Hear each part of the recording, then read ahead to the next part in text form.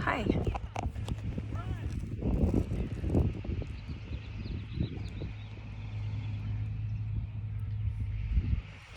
All right, we're at the park.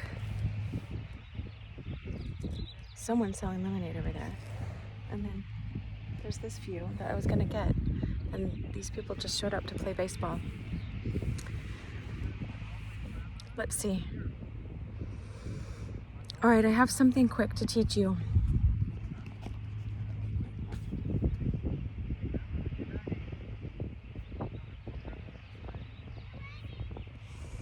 I just had my meditation a little bit before this. So now I'm a little bit out of it. That place, let me ground myself again. You can ground yourself and get back into your isness, into knowing your soul self. Yourself as the eternal essence that you are.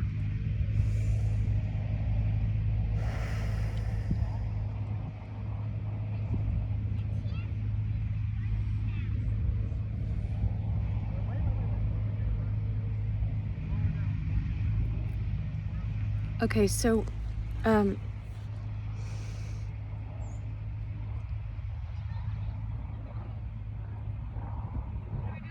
what happens when you're invited?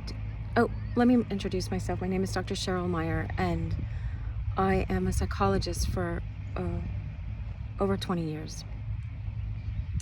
Means I have my doctorate in psychology, and I always looked at it, even when I got my doctorate, as the study of the soul. Psyche is your soul, and ology means study of. So I study the soul, and I learn about our soul paths and how to live the highest life that we possibly can here. And I want to do that in my life, and then I want to teach others how to do that, and the pitfalls along the way, and things that will come and try to distract you and pull you off your game, you know, because it is like a game. You can enjoy this and have fun and play and have a beautiful life at the same time. But there are really, really painful elements of this. And so if you're aware of those, then you can navigate through them. All right, let's walk to this other bench because I can talk from over there. But I want to talk to you at the same time because I want to make this short. Is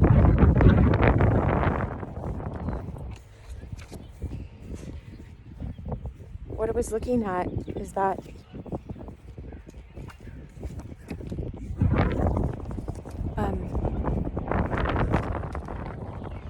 we have old conditioning from our childhood, from our past, from what we experienced in childhood. That's what we know experientially. And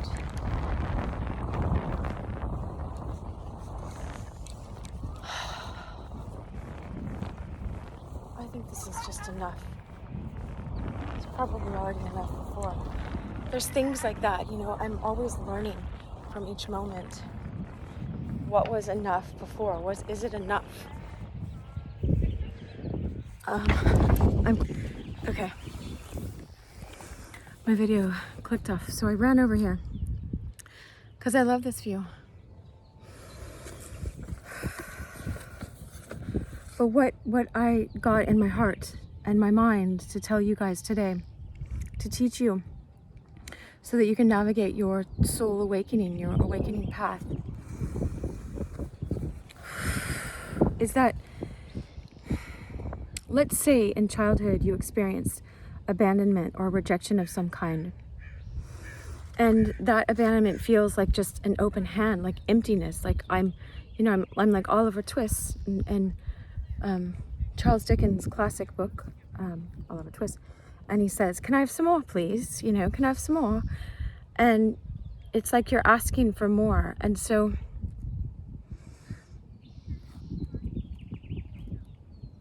your egotism, this outer part of you that's not connected to your soul, this present day personality part of yourself, whatever you don't understand, just let it wash over you, and it's planting seeds so you'll understand it at some later date. So you are a soul living in a body, and you have these experiences in life. And so in childhood, we identified with, you know, we are the soul essence, and then we experience our experiences. So we can identify sometimes with those experiences. And so if we got rejection or not feeling loved or not knowing that love in whatever capacity, then we keep looking for that on our own, and we keep trying to fill our hands up, you know, with what we think will fill us. So the process of spiritual awakening, you're learning how to be filled with a higher substance, a substance of love, deep, deep, deep love, more than you can ever imagine. But in order to get there, it's like, I got a vision of it a long time ago where it was like, you know, I got this song from camp. So it was like, a running bear loves little white dove with a love as big as the sky. A running bear loves little white dove with a love that couldn't die. And then the story goes, you know, that a running bear had to jump into the water, and they had warring tribes, and they had to jump into the water, basically get across the water in order to get to the other side. And that's what I was instructed in my heart to convey to you guys, is that the reason why this spiritual path is so difficult is because we have to willingly, you know, if you choose, so it's a choice, open our hands again and go back into the emptiness, which was the most painful feeling that we experienced in childhood, like an annihilation. But as you do that, and you let go of the things that you kept trying to fill yourself up with, whether it's addictions or running from relationships, or even you can try shoving religion in there instead of, gosh, now I see this now. I'm seeing it even right now as I'm speaking to you guys. It's like religion as an idol, you know, just like you can idolize relationships or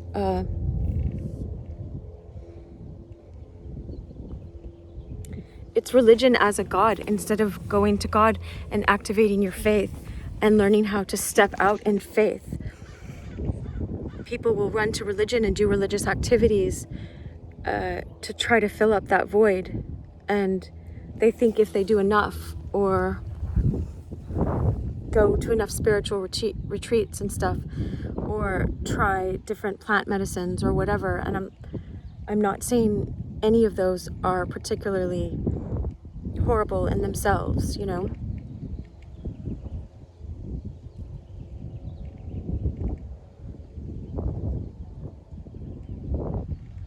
It's like lemon is really good for you, but if all I ate was lemons, I don't know what that would do to my body, you know. If I thought lemons were gonna fill my void and my emptiness, then, you know, it's misusing something. Anyway,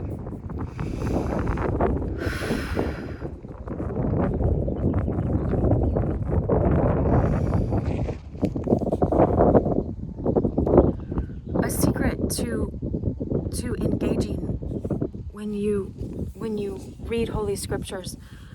I'm gonna just talk about the book of John right now in the Bible, because he was the mystic saint, the mystic disciple, the beloved, the one it says Christ loved. He loved all of them, but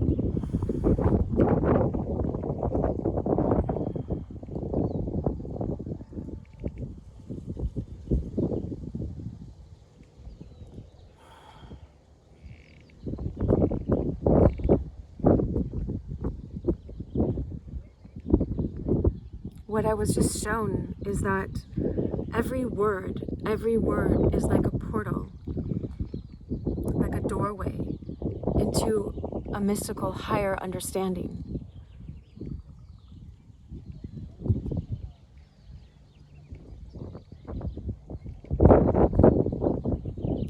it's really, really, really intimate and deep for me to talk about these things. And so I never wanted to talk about them before in my videos. I've made over 300 videos now. Because I don't want people to just put me in some kind of religious category. I want to teach you mystical something to me unfold. Teach me the half that has never been told. That's a Steel Pulse song. It's a reggae band. Mystical powers. Mystical powers to you unfold. Something about teach me the half that's never been told.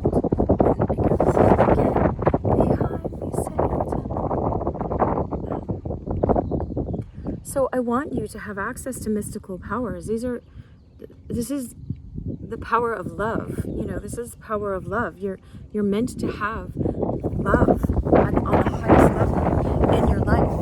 Why not? If Christ said, love as I have loved you, then you're meant to have this in your life. And why rob yourself of that? But I don't ever want to come here and just teach people how to be more religious in the old sense of the word religion. The word religion I heard means relinking. That just means linking you to, if God is love, then you're relinking yourself. You're forming a union with divine love. But I won't go into all of this. It's too much. I'll just go, I'll give you a little bit today, and you get to choose how you continue with this. Or, you know, I'll see if people continue with this, then I will. Most likely that's how it'll happen. I don't know why I'm called to it today.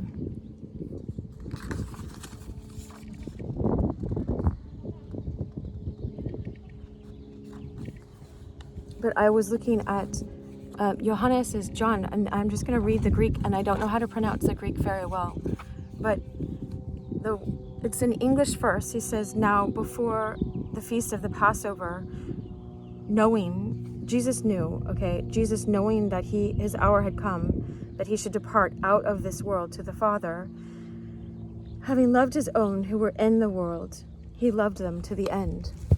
And so it's prode tes feast as erotes to Pascha. Eidos, that's knowing. I want you to know this in case you know Greek, or it doesn't matter. I don't know why I'm saying Greek. Jesus, hoti, I'm just reading it straight, not, this is how they write it in Greek. Elethen, auto, ora, ina, metabe, ek, to cosmo. Tauto, pros, ton, patera, agapesas, tos, idios, tos en to cosmo. Eis, telos, agape, sin, autos. Okay, so I read that horribly. If you speak Greek, I'm so sorry. I never learned how to speak it. I just learned how to read it. But I want you to know the words, because the word agape, it says Christ loved, he loved those who were, he loved them to the end, okay? And the two words that showed up for me too is that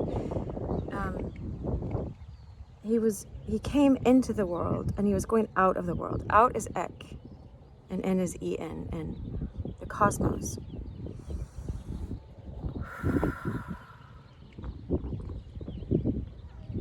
This word agape is like some beautiful expression of love. I know C.S. Lewis talks about 4 different kinds of love. Eros, agape, storge, and philos. Anyway, I might be pronouncing them wrong, but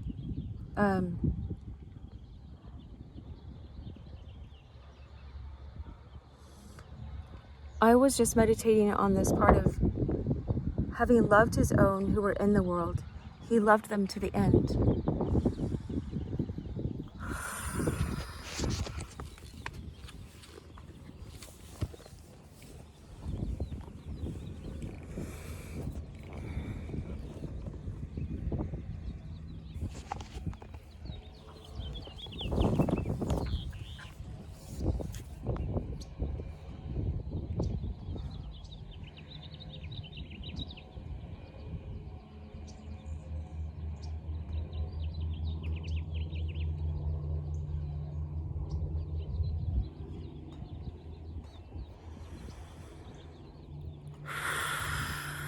I sit here and I'll express to you guys what goes on is that, you know, I still have doubts. I'm like Lucy going into the wardrobe and going, I was given this mystical understanding just 5 minutes ago, and then I just watched this part with my son for breakfast. We were watching Lion, the Witch, and the Wardrobe, and they come in right after she got out of that mystical experience of Narnia, and they knock on the wardrobe, the back of the wardrobe, and it's just a wardrobe again. And so when I teach you these deep things, sometimes I'm in that same state, sometimes I'm out of it. And so it seems like we're all just going in and knocking on a wardrobe and the back of it's been closed. She walked in, if you don't know the story, Lucy walks into this wardrobe and goes in and experiences Narnia, this magical world. And I've loved Lucy from the beginning. Anyway.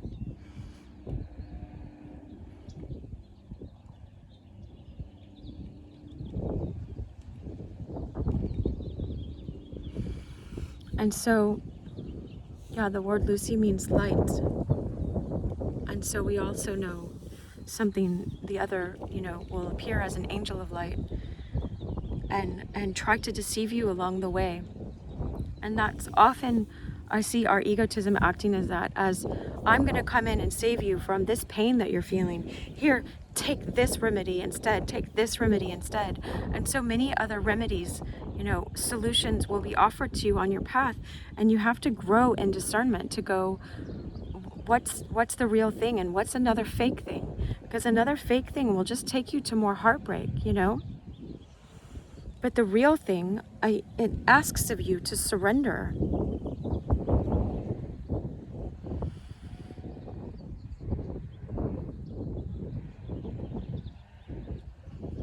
And so, of course, you know, as much as I've worked to keep creating these videos for you guys, there's something that it's like I can sense this sense of something does not want this video to come out, you know, because it's like I say in my videos, is always try something terrifying. Well, this is like a new place for me to go to, and I don't know how to go to this place. I'll tell you guys honestly, I don't know how to go to it not tactfully, but I never want to sound just religious and like I'm ever teaching people to take a shortcut in religion. I want you to know the deepest truths. And so when I tell you and I share with you that every word in this, like if we start with the book of John, you know, but in Holy Scripture is like a portal, and as you grow in your spiritual walk, you can learn, and you don't have to be like educated. It's not educated. It's just learning how to quiet your mind, get in your soul self. Your soul is connected to everything in this world. It's like a million times better, if you want to even put a number on it. It's way more than that. Than Google. You're connected to everything that ever is or ever was. This is a deep truth. Don't take my word for it. Understand what this means. But anyway, when it says Jesus came and he loved those that were his own, and it says earlier that he came unto his own and his own believed him not. All of us are his own. And so, but you become more his own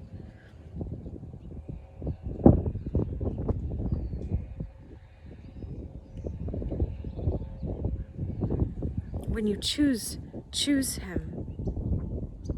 That's just what's coming to me. I can't teach you guys these things from rote, from what I've learned. In order for me to be honest, I have to teach you these things from this moment, from where I'm seeing at this moment.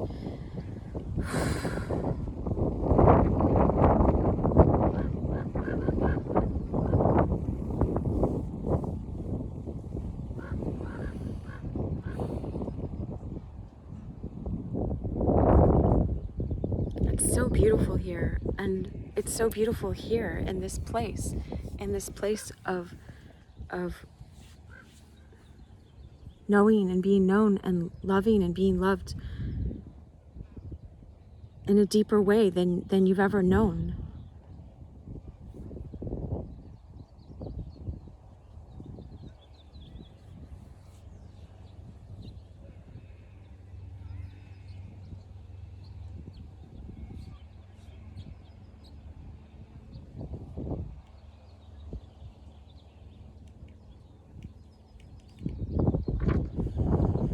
So one last secret, and then I want to reiterate the other part that I started with, is anything that Christ gave to anyone in the time that he was here, that's written in the Bible, and more so that he did give, that's not written there, he gave to each of us.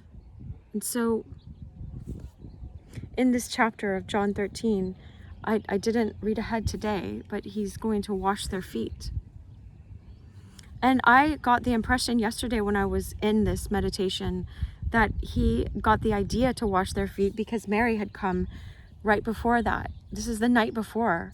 I think it's the night before the Passover feast, is she washed his feet with her hair, and she broke open this oil, this perfume oil that cost a year's wages. Like, who would give a year's wages to Christ, you know?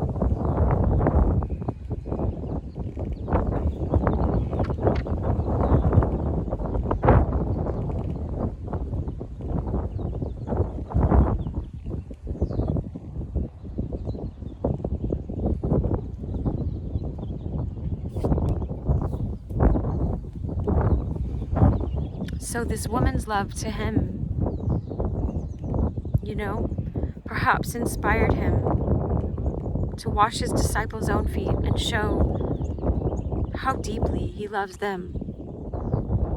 Even Judas, who was going to betray him, you know. I was reflecting on betrayal a little this morning.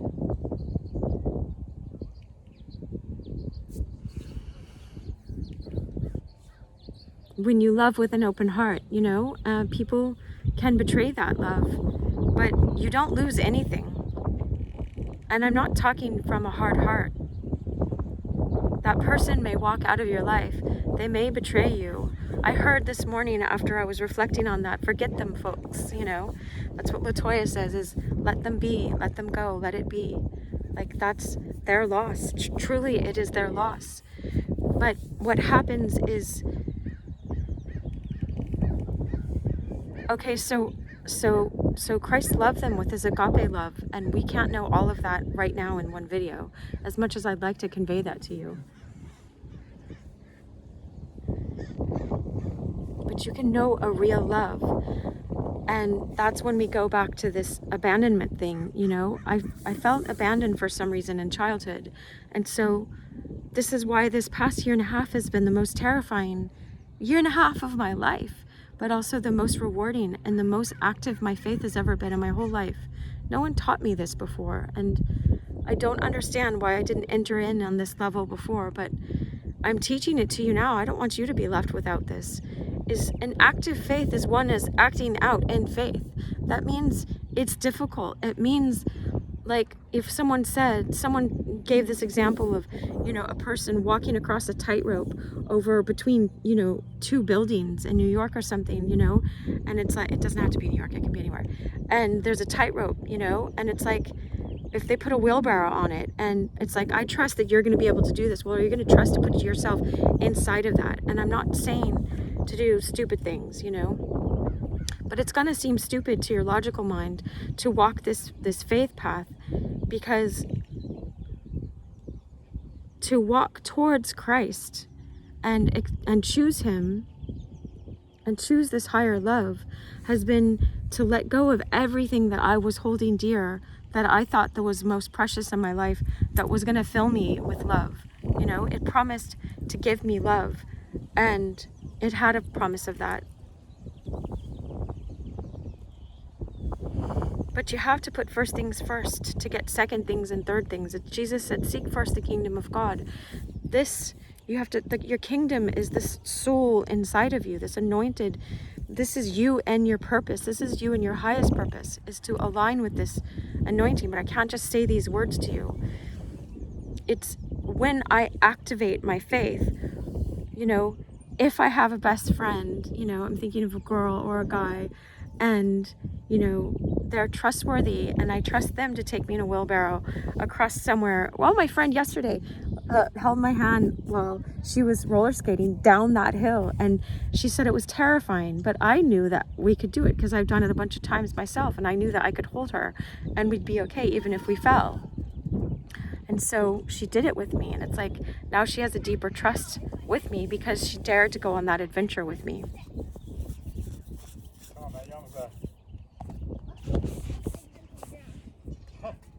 So that's what this is like when you,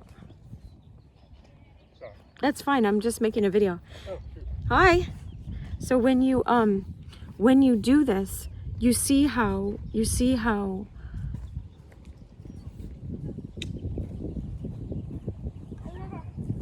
the bigger the bet, the bigger the faith, the bigger experience you're gonna have of this love. And I've been betting big in this whole year and a half, so big. Felt like I was betting all my happiness, all my life, all my possessions, all my relationships, all of everything.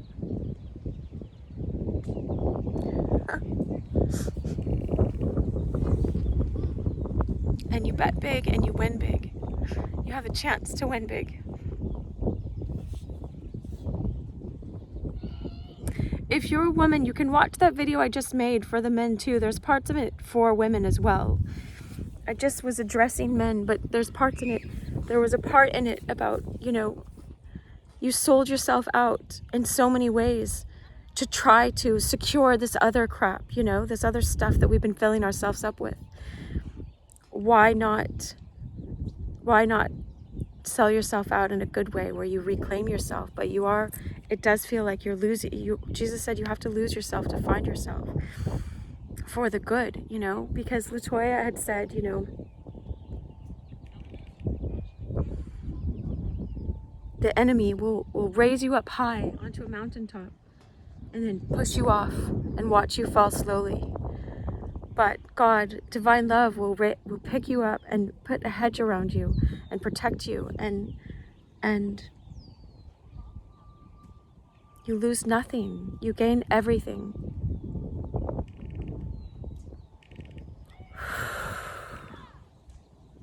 But it's so scary because you have to pry open your hands and let go of what you thought was going to make you rich.